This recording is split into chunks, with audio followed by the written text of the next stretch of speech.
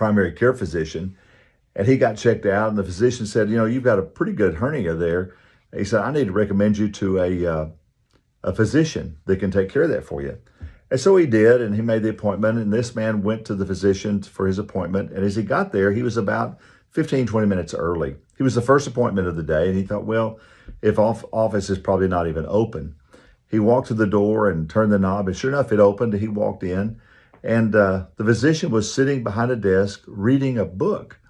Well, the man walked up and kind of cleared his throat and kind of startled the physician a little bit because he was engrossed in what he was reading. He looked up, saw the man, and closed the book. The man noticed that the book that he was reading was the Bible.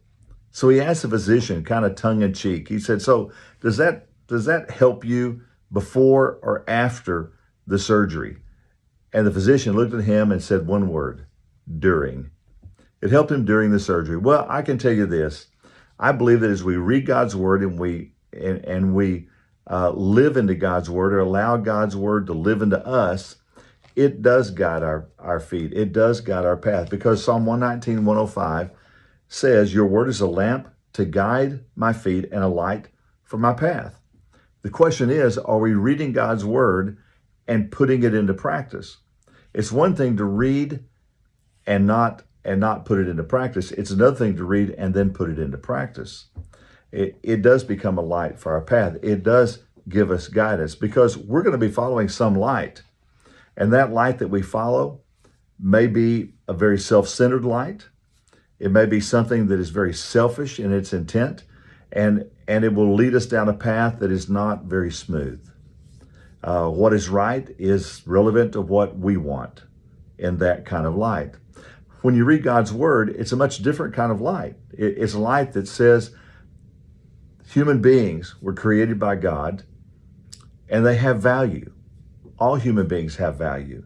And so we treat people with value. We say it here at Meadowbrook, love God and love people. Well, we truly believe that all people have value. But if you don't pattern your life after God's word, then people become a commodity to be used and not a person to be valued.